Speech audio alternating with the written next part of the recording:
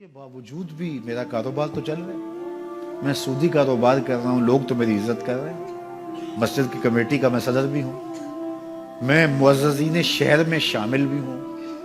لوگ مجھے جلسوں میں مہمان خصوصی بھی بلاتے ہیں. میں ایم پی اے بھی منتخب ہو گیا ہوں, مجھے وزارت کا قلمدان بھی سونپ دیا گیا ہے. وہ میاں اللہ کی نظر میں ان چیزوں کی اہمیت ہی نہیں ہے. یہ چیزیں ہوتی کیا ہیں؟ وہ یہ نہیں چھینتا, وہ ہدایت چھینتا. وہ روٹی نہیں چھینتا, وہ تو نمرود کو بھی روٹی دیتا تھا. اس نے کبھی سورج کو منع نہیں کیا کہ اس کے گھر میں روشنی نہ کر. یہ حامان کا گھر ہے, یہ قارون کا گھر ہے, یہ میرے دشمنوں کا گھر ہے, اس کے گھر میں روشنی نہیں ہونی چاہیے. چاند کو کہتا ہے اپنی کرنیں بکھیر, سورج کو کہتا ہے اپنی روشنی بکھیر. جس طرح باجزید کے گھر میں روشنی ہوتی ہے, اس مکار کے گھر میں بھی ایسی روشنی ہوتی ہے. فرق نہیں پڑتا. تو وہ کرم نوازیاں تو نہیں رکتی, لیکن اللہ جب کسی سے ناراض ہوتا ہے تو اس سے ہدایت کی توفیق سلب کر لیتا ہے, تو اعلان جنگ ہوتا ہے.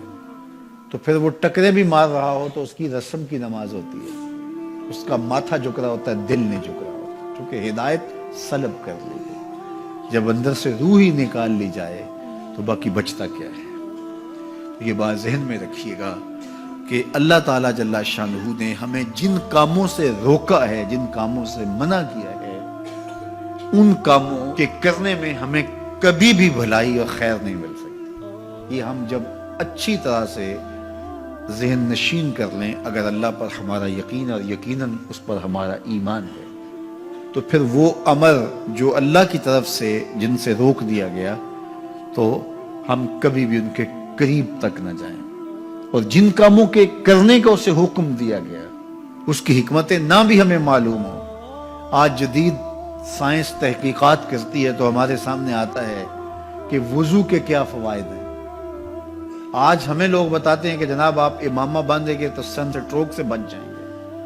آج دنیا تحقیق اور جستجو کر کے نماز اور دوران خون اور جو ہے وہ نماز کی برکتیں اور کتنی بیماریوں سے نماز کے ذریعے سے بچنے کی کہانیاں سناتے ہیں. اچھی بات ہے, نماز سے صحت پہ اثر پڑتا ہے. یہ اچھی بات ہے کہ وضو سے بہت ساری بیماریوں سے نجات ملتی ہے. یہ اچھی بات ہے کہ سر پہ امامہ باندھ لے تو سن سٹروک سے بچ جاتے ہیں. یہ اچھی بات ہے کہ آپ روزہ رکھتے ہیں تو کینسر جیسے امراض سے آپ کا بچاؤ ہوتا ہے. یہ اچھی بات ہے کہ فلاں عمل کرتے ہیں تو فلاں ہوتا ہے. لیکن صاحب, ہم سن سٹروک سے بچنے کے لیے امامہ نہیں باندھتے, ہم محمد عربی کی ادا کے لیے باندھتے ہیں. دوران خون کے لیے نماز نہیں پڑھتے, ہم رب کے حضور سجدہ ریزی کے لیے اس کے حضور اپنی نیاز مندیوں کا سر جھکاتے ہیں. تو حکمتیں بھی ہیں, وہ برکتیں ذیل میں آتی ہیں. تو یہ بات ذہن میں رکھیے گا. غزنوی کا وزیر اس سے حسد کرتے ہوتے تھے کہ اس میں کیا خصوصیت ہے کہ بادشاہ اسی کو اہمیت دیتا ہے. ایک دن بادشاہ نے کوئی تربوز کاٹا, کوئی خربوزہ کاٹا یا کوئی اور ایسی چیز تھی, تو جس کو بھی دیا تو وہ کڑوا تھا, تو اس نے چوہی چکھا تو پھینک دیا.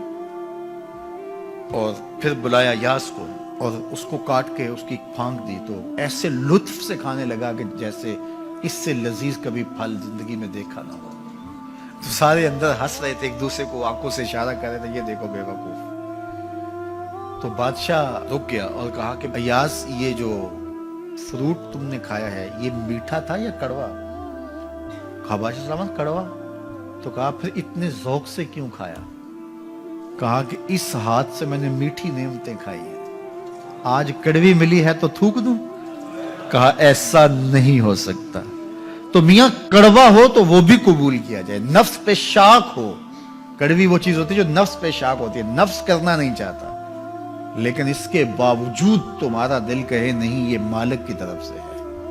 سخت سردی ہے, گرمی کی شدت ہے, پانی ٹھنڈا ہے اور موسم سرد ہے, پانی گرم ہے اور موسم بھی گرم ہے, رات کا پچھلا پہر ہے, تھکے ہوئے ہیں, لیکن آپ اس کے باوجود بھی اپنے رب کے حکم کو بجا لاتے ہیں. نفس پہ شاک ہے, لیکن سینے میں ٹھنڈ ہی نہیں پڑتی جب اس کے حضور سجدہ ریزی نہیں کر لیتے. تو اس کے حکموں کو بجا لانا اور اپنے نفس کو پیچھے کر دینا اور اپنی خواہشات کے گلے پہ چھری پھیر دینا اور مالک کی رضا میں اپنے آپ کو گم کر دینا, یہی زندگی ہے اور یہی بندگی ہے. تو اس لیے مجھے اور آپ کو اس بات پہ غور اور تدبر کرنا چاہیے کہ ہم اس مختصر زندگی کو اللہ کے احکام کی مطابقت میں گزارنے کا عزم کریں، وہ بات چھوٹی سے چھوٹی ہو یا وہ بات بڑی سے بڑی ہو، وہ احکام ہماری زندگی کے اندر نافذ العمل ہو۔ میں پھر وہ بات کہوں گا جو بار بار کہتا ہوں کہ میرے بزرگ ہم سے کہا کرتے تھے، یہ نہ ہو کہ لوگ تمہیں پوچھیں تم کون ہوتے ہو اور تمہیں بتانا پڑے کہ ہم مسلمان ہوتے ہیں۔ فرمایا کرتے تھے صاحب نہ کسی کو پوچھنا پڑے نہ تمہیں بتانا پڑے، تمہاری وضاحت، تمہارا طرز زندگی، تمہارا انداز معاشرت ایسا خوبصورت ہو، تم دور سے آ رہے ہو لوگ پہچان کے کہیں وہ دیکھو محمد عربی کا غلام آ رہا۔ تم شکل سے پہچانے جاؤ، تم کردار سے پہچانے جاؤ، تم وعدے سے پہچانے جاؤ۔ کتاب کا نام ہے بشر القیب فی لقاء الحبیب۔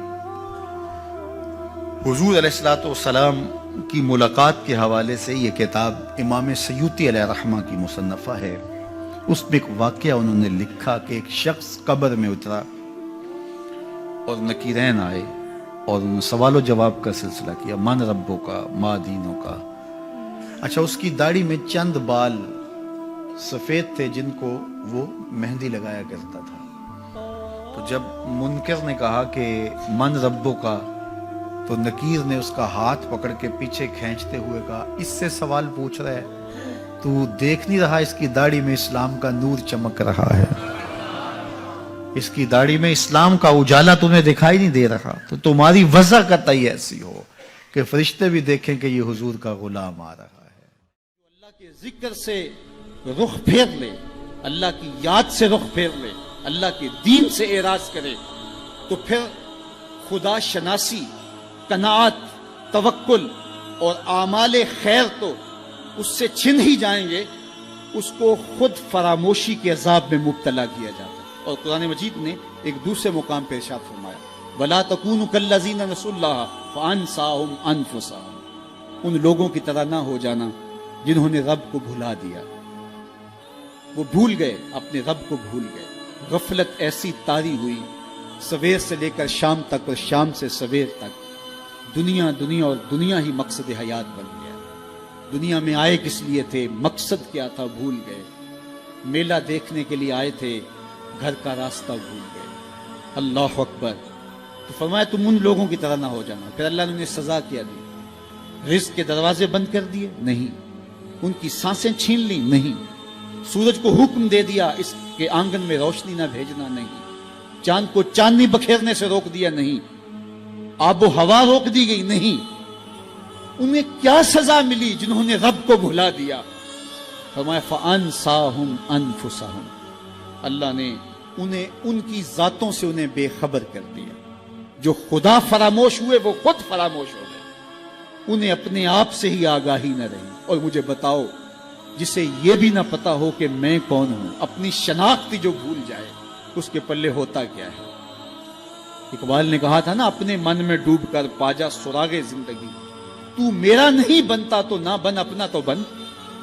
مجھے بتائیے 6 فٹ کا جوان ہو، قدے راہ نہ رکھتا ہو، اس کی آنکھیں عقابی ہوں، ماتھا کشادہ ہو، رنگ چمک رہا ہو، ہونٹ گلابی ہوں، لیکن اس کی قمیص کے پیچھے گھر کا ایڈریس لکھا ہو کہ کسی کو ملے تو اس ایڈریس پہ پہنچا دے، تو آپ اس کا چہرہ دیکھ کے کہتے ہیں واہ کیا جوان رانا ہے، کیا اس کے ہونٹ گلابی ہیں، کیا نرگسی آنکھیں ہیں، کیا خوبصورت چہرہ ہے، کیا شمشاد قد ہے۔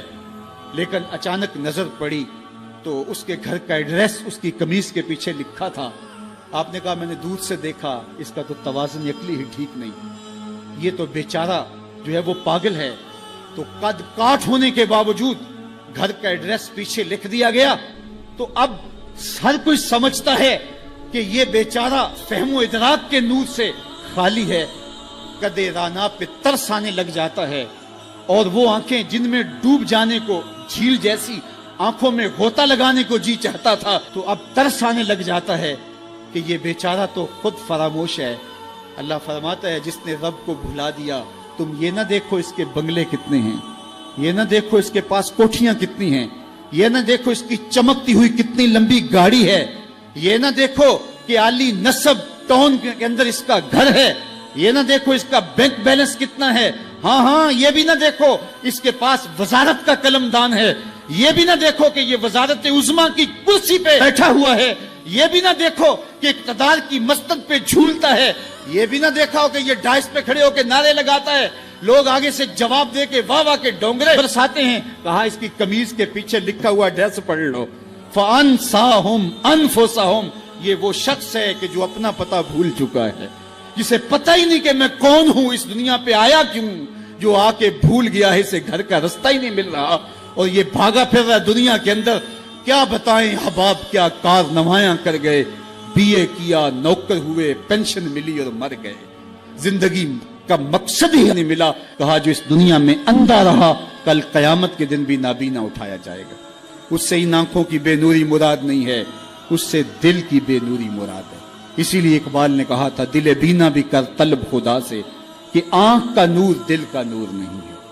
آنکھ کا نور اور ہے, دل کا نور اور ہے.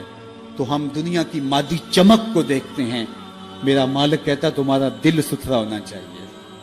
تمہارا منہ کالا ہو تو کوئی بات نہیں ہے, دل کالے نالوں منہ کالا چنگا, جے کو یہ رمز پچھانے ہو.